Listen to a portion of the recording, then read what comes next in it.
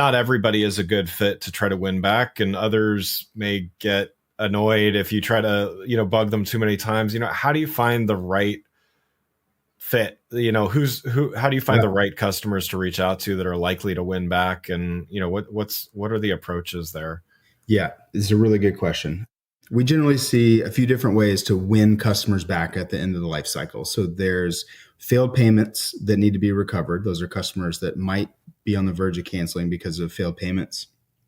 And they have an active subscription, payment fails, needs to be recovered. Usually you send a series of emails and try some retries over a certain period of time. And then there's trying to win customers back at the cancellation process. So having a really nice cancellation flow that is speaking to the customer and tries to recover them. And then there's win back campaigns, which remarketing or lifecycle marketing campaigns. Those are generally like the three different areas that we see being really effective.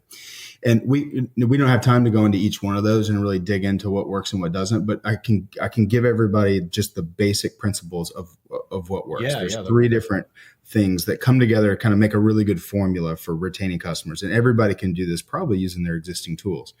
So the first thing you have to do is you have to segment your win backs, your win back strategies. So take cancellation flows, for example. If you have a customer that signed up 3 days ago, they click the cancel button, they need a completely different cancellation flow than somebody that's been around for 2 years and has spent $900 or thousands of dollars with you, whatever the case may be. That's just like the most basic version of segmentation. If you give everybody the same cancellation flow, you're going to get really poor results. You're going to save some customers, right? If you put a pause and maybe a 30% discount to everybody, you might save single digits or maybe even 10%, depending on the market that you're serving. But what really works is you segment either it's your win back campaigns, your remarketing campaigns, for example. You want to segment those based on why they canceled. So if somebody canceled because of budget, well, maybe you're running a summer promo that helps with price, and you want to target campaigns to them, because what customers don't want to do is be just talked to generically. They want to be reminded of, hey, here's why you signed up. Here's how you were using the product.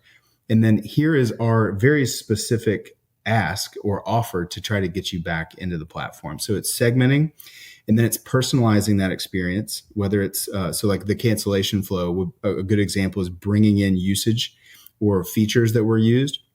Here's a great example. This is relevant to you because you're a podcaster. We have a podcast company, and they use Churnkey for cancellation flows. And at the time of cancellation, what they do is they go into their analytics, which they have their own little analytics for podcast hosting, and they remind the person how many listens they've had in the last 30, 60, 90 days. And they say, are you sure you want to cancel? Like, we know you're not making new podcasts, but are you aware that you've had 900 listeners? And their churn rate, it went down by like 80% when they did that, because they personalized the experience to the customer, it reminded them of the value they were getting. And then the last piece of the formula is FOMO. So it's fear of missing out. It's reminding, hey, you signed up because you were trying to achieve this goal.